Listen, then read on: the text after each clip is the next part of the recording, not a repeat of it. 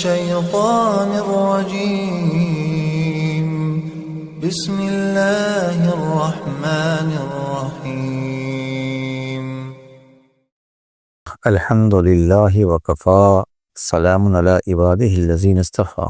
امام بہقی رحمہ اللہ کے حوالے سے صاحب مشکات نے سیدنا ابو ہریرہ رضی اللہ تعالیٰ عنہ کی حدیث نقل کی ہے کہ المؤمن مألف ولا خیر فی من لا یألف ولا یؤلف، کہ مومن محبت کرنے والا ہے اور ایسے شخص میں کوئی بھلائی ہے ہی نہیں جو خود بھی کسی سے محبت نہ کرے اور دوسرے بھی اس سے محبت نہ کرے۔ اس حدیث میں علمی اعتبار سے لفظ مألف میں محدثین نے 3 احتمالات نقل کیے ہیں۔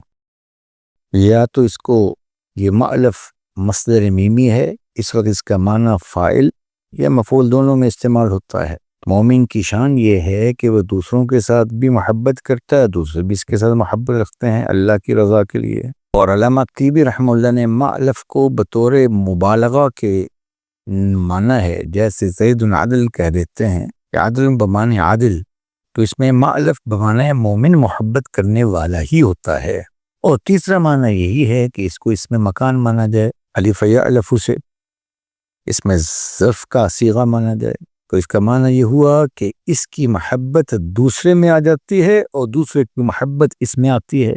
بہرحال ایک دوسری حدیث میں اللہ کے رسول صلی اللہ علیہ وسلم کی بات سے بات مزید واضح ہوتی ہے کہ ان اقربکم منی مجلسا احسنکم اخلاقا المؤتنون اکنافا الذین یألفون ویؤلفون، کہ بے شک تم میں مجھ سے سب سے زیادہ قریب ترین لوگ وہ ہیں جو اعلیٰ اخلاق کے مالک ہیں۔ الموتنون اکنافن، ان کے پہلو دوسروں کے لیے نرم ہیں۔ الذین یألفون ویؤلفون، اور وہ دوسروں سے محبت کرتے ہیں اور دوسرے ان سے محبت کرتے ہیں۔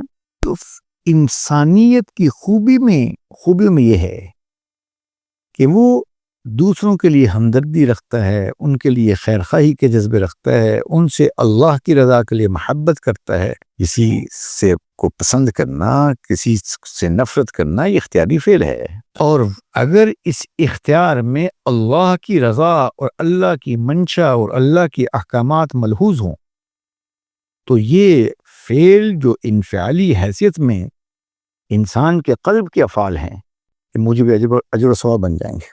الحب للہ والبغض للہ، جس کو حضور نے دوسرے جگہ فرمایا کہ جو آدمی من اعطى للہ منع للہ وابغض للہ واحب للہ فقد استکمل الایمان، کہ جو لوگوں کے ساتھ نشست و برخاست میں، لین دین میں، تعلق رکھنے میں، تعلق ختم کرنے میں اللہ کو ملحوظ رکھے، دین اور دین کے احکامات کو ملحوظ رکھے، تو یہ شخص کامل ایمان ہے۔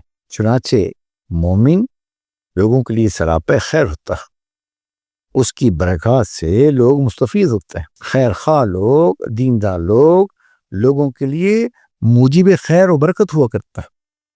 واللہ ہم سب کو ایسا بنائے، ورنہ حضور نے صاف کہہ دیا کہ ولا خیر فی من لا یألف ولا یؤلف، ایسے شخص میں تو کوئی بھلائی ہے ہی نہیں جو نہ لوگوں سے محبت کرنے والا ہو اور نہ اس میں کوئی ایسے صفات ہوں، ایسی صفات کہ لوگ اس کی طرف متوجہ ہوتے ہوں۔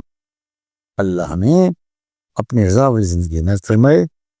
بس اخلاق حسنہ، محمد رسول اللہ صلی اللہ علیہ وسلم کی سنن، یہ وہ مبارک اعمال ہیں جس کی برکت سے لوگوں کے دل دینداروں کی طرف متوجہ ہوتے ہیں اور اللہ کی محبت کا مظہر ہوتا ہے یہ شخص دنیا میں۔ اللہ ہم سب سے راضی ہو جائے، دین سیکھ کر عمل کرنے کی توفیق دے۔